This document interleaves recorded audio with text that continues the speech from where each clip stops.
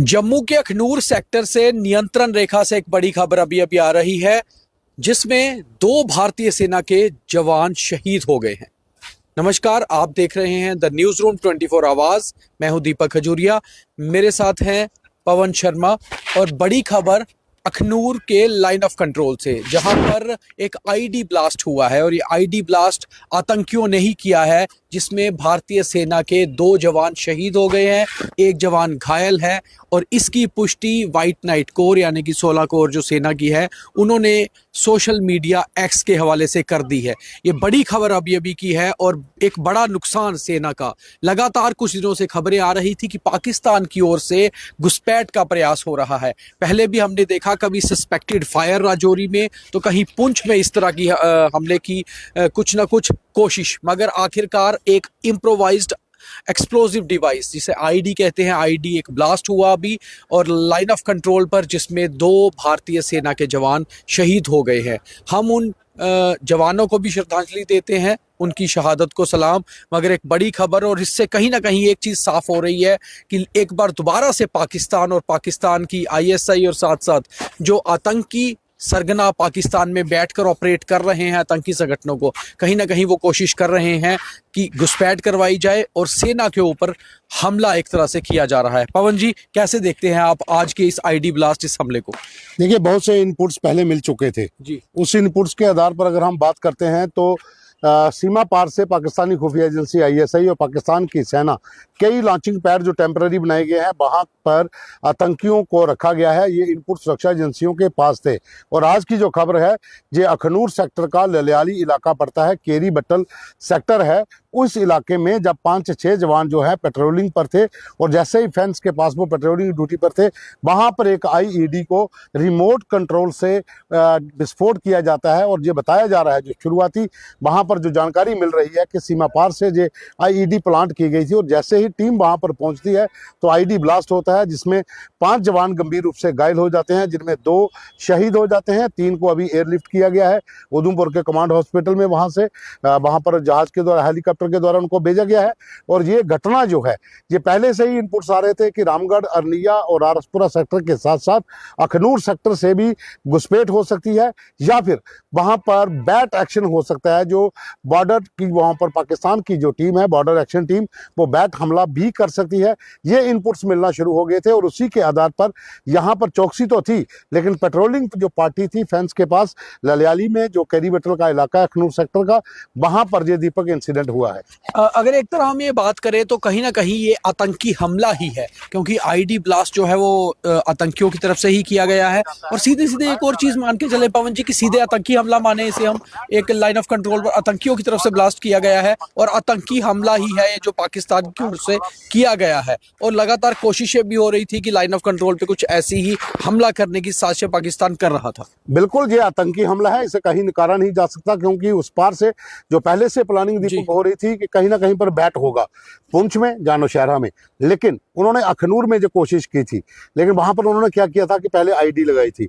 और यह आपको अगर पता होगा कि 2011 में भी इसी तरह का एक इंसिडेंट हुआ था, और उसके बाद इंडियन आर्मी ने ऑपरेशन जिंजर लॉन्च किया था, तब भी वो आईडी लगा दी गई थी। जिस तरह से ये आज आईडी हमला हुआ है, एक तरह से हम इसको हमला ही सीधे सीधे कहेंगे, क्योंकि आईडी ब्लास्ट जो हुआ है ये आईडी हमला ही है।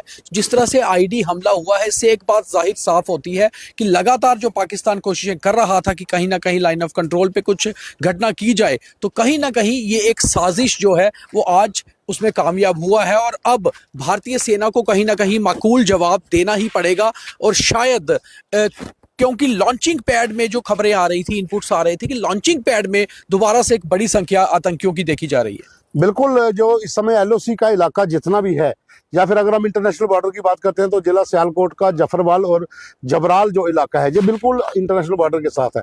वहां पर जो टेम्पररी लॉन्चिंग पैड्स हैं, जो लोगों के घरों में है, और खास करके इंटरनेशनल बॉर्डर के उस पार जो पूर्व सैनिक है, उनके घरों को लॉन्चिंग पैड में तब्दील कर दिया गया है।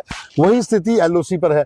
एलओसी के पार चाहे आप बिम्बर का इलाका देख लीजिए, तत्तापानी का देख लीजिए, समानी का देख लीजिए, रावलाकोट का देख लीजिए, जिन जिन इलाकों में वहां पर उनकी पोस्टें हैं, वहां पर उनके साथ ही गांव के भीतर टेम्पररी लॉन्चिंग पैड्स हैं। पीछे से ट्रेनिंग करवा के आतंकियों को लाते हैं, लॉन्चिंग पैड पे ठहराते हैं, और वहीं से उनको इन्फिल्ट्रेट करवाने के लिए गाइड लेकर जाते हैं। लेकिन उससे पहले जिस तरह का ये आज हमला है, ये एक बैट हमला हम कहते हैं इसको, क्योंकि पहले आईडी लगाई गई, विस्फोट किया गया और उसके बाद फायरिंग भी हुई।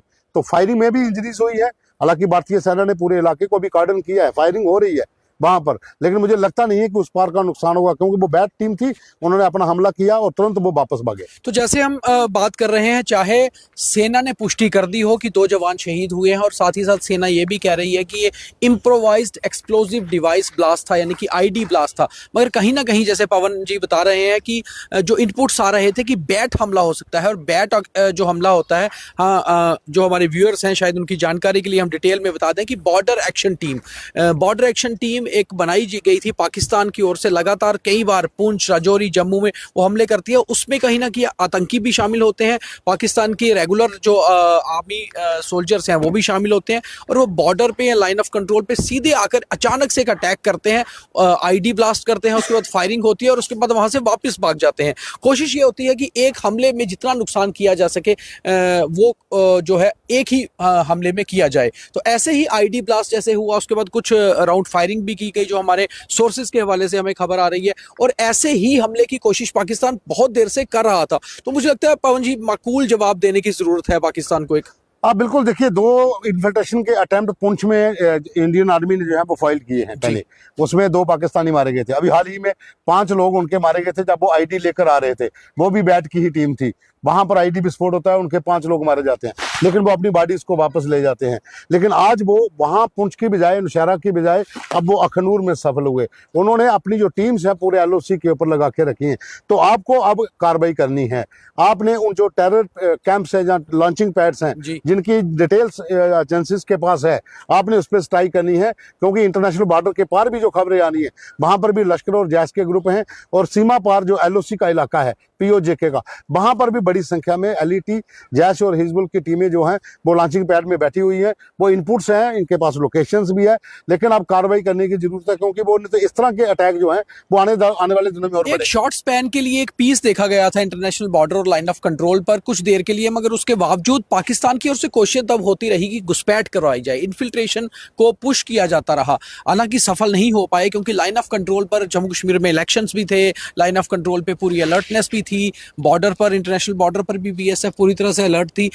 मगर पिछले करीबन 1 महीने से पाकिस्तान ने दोबारा कोशिशें की, जैसे ही स्नोफॉल हुई लाइन ऑफ कंट्रोल की ऊंची पहाड़ियों पर, कोशिश ये होती रही कि कहीं ना कहीं इन्फिल्ट्रेशन को बढ़ाया जाए, इस और आतंकियों को भेजा जाए, क्योंकि लोकल रिक्रूटमेंट कश्मीर में और जम्मू में कम हो चुकी थी। हालांकि जम्मू की पहाड़ियों पर लगातार टेररिस्ट अभी भी कहीं ना कहीं मौजूद हैं, मगर बावजूद इसके पाकिस्तान की ओर से कोशिश हो रही थी कि और आतंकियों को भेजा जाए। बट जब सेना नहीं इनको उसके मंसूबे कामयाब होने दे रही थी और भारतीय सेना के जवान पूरी तरह से मुस्तैदी से लाइन ऑफ कंट्रोल पे बने हुए थे, तो फिर कोशिश ये हुई कि कहीं ना कहीं सेना को हिट किया जाए। और आज 2 जवान जो भारत के शहीद हो गए हैं अखनूर सेक्टर में। और मैं आपको बता दूं कि अखनूर सेक्टर ये ज्यादा दूर नहीं है जम्मू शहर से।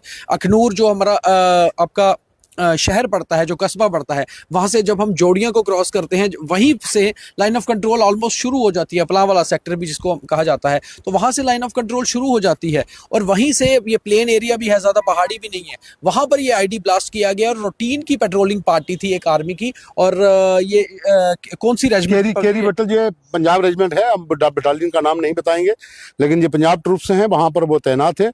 और बताया जा रहा है कि ये पेट्रोलिंग पार्टी, जिसमें 6 जवान थे, जिसमें से 5 इंजर्ड हुए हैं, 2 शहीद हो गए हैं, 3 को एयरलिफ्ट किया गया है। तो ये पंजाब ट्रूप है, वहां पर पंजाब के ग्रुप हैं। और ये पूरा जो केरी बट्टल और ललियाली का इलाका है, वहां पर 2-3 डिफरेंट बटालियंस के लोग तैनात हैं, लेकिन ये इलाका पंजाब ट्रूप का था। ये पंजाब ट्रूप का, पंजाब रेजिमेंट का इलाका है। और अगर आपको याद होगा, हमने दिवाली पर कुछ खबरें चलाई थी लाइन ऑफ कंट्रोल पे अलर्टनेस की। मैं खुद जाकर कवर करके आया था इसी इलाके में, खास तौर पे जिस इलाके में आज की घटना हुई है, इसी इलाके में। और पंजाब रेजिमेंट के जवानों के साथ हमने वहां पर पेट्रोलिंग और बाकी चीज़ों की खबरें भी सारी आपको दिखाई भी थी, स्पेशल स्टोरीज। तो ये वही इलाका ऑलमोस्ट है जहां पर ये आज घटना हुई है, और वहां पर अलर्ट कर दिया गया है। जवान जो है पूरी तरह से मुस्तैद हैं, और पाकिस्तान की ओर से जो फायरिंग हुई है उसका भी जवाब दिया जाएगा। मगर कहीं ना कहीं ये जो फायरिंग हुई है वो कवर करने के लिए, खास तौर पे जो नुकसान हुआ है पेट्रोलिंग पार्टी का, जो 2 जवान शहीद हुए हैं, वो आईडी ब्लास्ट में हुए हैं। और जैसे पवन जी बता रहे हैं कि एक बैट ऑपरेशन भी माना जा रहा है। खैर, इसके ऊपर अभी तक सेना ने पुष्टि नहीं की है, मगर आईडी ब्लास्ट की पुष्टि हो चुकी है। 2 जवान घायल हैं, और जो 2 जवानों की जो है शहादत हो गई है। एक या दो जवान घायल हैं, उन्हें एयरलिफ्ट आर्मी हॉस्पिटल में कर दिया गया है। देखिए अभी की स्थिति वहां पर यह है कि जितने भी लोग इंजर्ड थे उनको शिफ्ट किया गया है और वहां पर जो सर्च ऑपरेशन है वो लॉन्च किया गया है। लेकिन इस इलाके में ये दूसरी घटना है। आपको याद होगा लगभग 2 महीने पहले वहां पर एक मंदिर है ललियाली से पहले बट्टल के साथ, यहाँ पर 3 से 4 टेररिस्ट घुस आए थे और मंदिर को उन्होंने वहां पर लोगों को होस्टेज बनाने की भी कोशिश की थी और एनकाउंटर चला था। वहां पर भी काफी तबाही वहां पर हुई थी। ये उसी के साथ सटा हुआ ललियाली का इलाका है।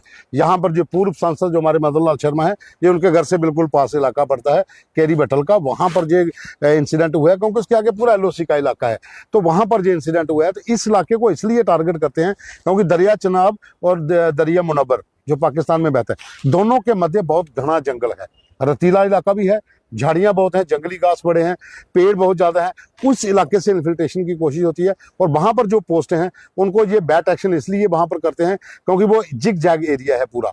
उस इलाके में ये ऑपरेशन करके दरिया के रास्ते वापस भागने की फिराक में तो कहीं पर जिस तरह से लगातार कोशिशें पाकिस्तान की इन्फिल्ट्रेशन की हो रही थी, उसमें नहीं कामयाब होने पर पाकिस्तान ने आईडी ब्लास्ट करवाया आतंकियों के जरिए और उसके बाद एक तरह से बैट ऑपरेशन भी हो सकता है पाकिस्तान का, जिसमें 2 जवान शहीद हुए हैं भारत के, 1 या 2 घायल भी हैं, उन्हें एयरलिफ्ट कर दिया गया है सेना हॉस्पिटल में। और अभी तक जो जानकारी है हमने आपको बता दी, जम्मू के अखनूर सेक्टर में लाइन ऑफ कंट्रोल पर एक आईडी ब्लास्ट हुआ है, उसमें 2 भारतीय जवान शहीद हो गए हैं, 1 से 2 जवान घायल हैं। सेना पूरी तरह से लाइन ऑफ कंट्रोल पे अलर्ट पे है और इस समय पूरी तरह से मुस्तैदी जो है वो बरती जा रही है और पाकिस्तान के मंसूबों पर लगातार पानी फेरा जा रहा था। जो उनकी इन्फिल्ट्रेशन की कोशिशें उनके रोक जा रहा था, मगर आखिरकार पाकिस्तान ने ये एक नापाक हरकत जो हमेशा करते हैं आज दोबारा की है और पूरी जानकारी हमने आपको विस्तार से इसमें बता दी है। तो हमें इजाज़त दीजिए, ये जो भी जानकारी हमारे पास आई थी हमने कोशिश की आपको पूरी डिटेल में पूरी कंफर्म करके बताया जाए। मुझे मेरे सहयोगी पवन शर्मा जी और हमारे कैमरा पर्सन गगनदीप सिंह को इजाज़त दीजिए। धन्यवाद। धन्यवाद।